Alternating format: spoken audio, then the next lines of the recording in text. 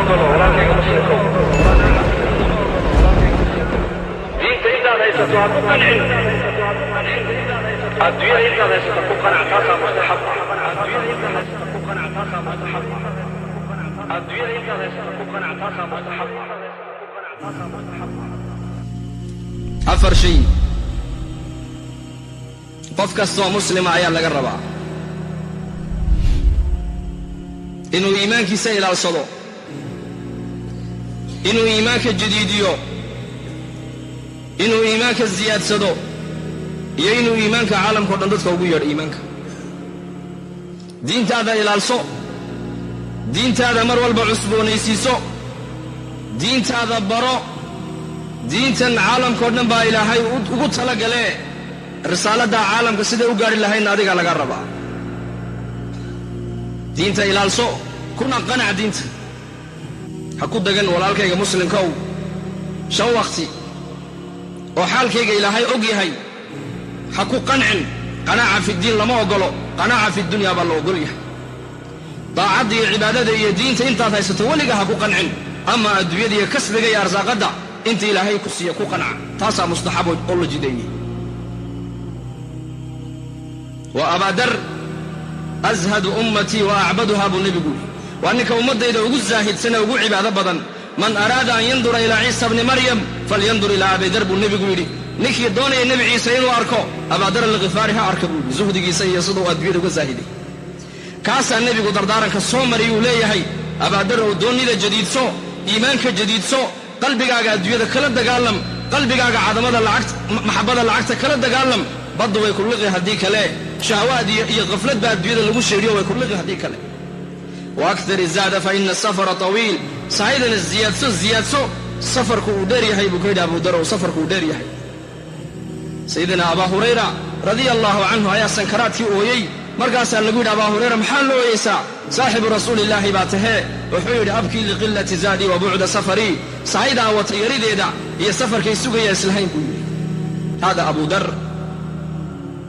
cumar radia allaahu canhu waa ninkii nebigu yidhi low kaana bacdii nebiyan lakaana cumar. haddii aniga nebi dabada iman lahaa cumar baa nebi noqon lahaa buu rasuulku yidhi. jannadaan galay buu nebigu yidhi habeenkii micraashka qasri jannada ku yaalla ayaan arkay. gabadh xawraa ayaa igaga soo baxday buu rasuulku yidhi. markaasaan ku idhi liman haada alqasri? gurigan ayaa loo diyaariyey qasriga intan leeg. waxay tihi nin carab ka dhashaa loo diyaariyey. anigaaba carabe ma cid kalaa? haa nin qurayshaa loo diyaariyey, quraysh ka dhashay. anigaaba qurayshe ma cid kalaa? haa nin ummadda nebi maxamedaa loo diyaariyey. anigaaba muxamede ma cid kalaa? haa bay tiro cumar bnu khadaab baa qasrigan loo diyaariyey. hada cumar. walaakiin muxuu yidhi masaajidkii nebiga khudbaduu ka jeediyey wuxuu yidhi low naadaa min asamaa kullukum daakhiluuna aljannata ilaa rajulan waaxidan lakhiftu an akuuna huwa. haddii samada laga dhawaaqoo la yidhaha bini aadankao dhan jannay galayaan, hal nin keliya naar ka galaaya, ninkaas inay ani tahan u malayn buu odhan jiray. qanaaca fi diin lama ogolo walaalkayga muslimkow. diinta intaad haysato ha ku qancin. adduunyada intaad haysato ku qanac. taasaa mustaxab ah. asxaabu rasuul sala allahu calayh wasalam qarnigan qurunta adduunyada soo martay qarniga u khayr badnaa bay joogeen. saasayna ilaahay uga cabsoonayeen.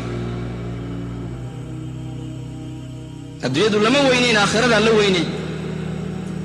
asbaabta iyo ashyaadu lama weynayna, camalka saalix ee iimaankaa la weynaa. makhluuqu lama weynayna, ilaaha khaaliqa amarkiisaa la weynaa. ha ka sii jeesan daacadda ilaahay walaalkayga muslimko. diintan wuxuu ilaahay noo siiyey si adduunkan iyo aakhira aan ugu liibaanno. manaaficu diin, manfacada diintu aakhire keliya kama bilaabantee adduunyadanaa diinta lagu dhargayaa, adduunyadanaa diinta cizi lagu helayaa, adduunkanaa diinta raaxa lagu helayaa, adduunyadanaa diinta amni iyo nabadgelyo lagu helayaa.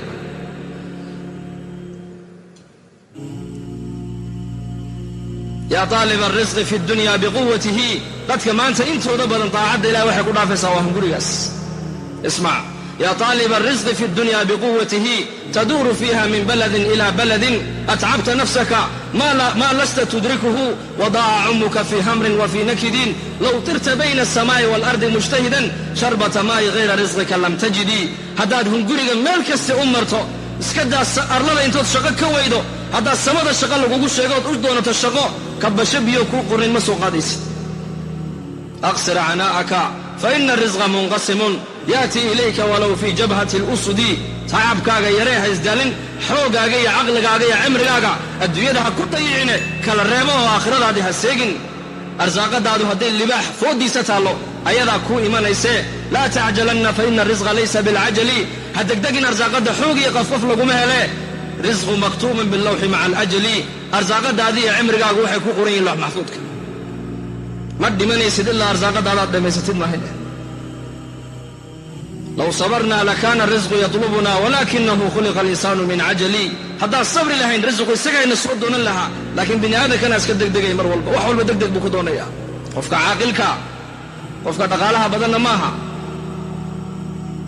qofka adduunyada urursada maaha addunyaa daaru man laa daara lahu buu nebigu uhi calayhi salaatu wasalaam adduunyadu waxay daar u tahay ninkaan aakhira daar ku lahayn wa maalu man laa maala lahu dhaqaalahan adduunyadu wuxuu dhaqaalo u yahay ninkaan dhaqaalo aakhira ku lahayn lahaa yajmacu man laa caqla lahu adduunyada waxaa ururiya buu nebigu uhi ninaan caqli lahayn adduunyada waxaa ururiya buu nebigu uhi ninaan caqli lahayn لا لا لا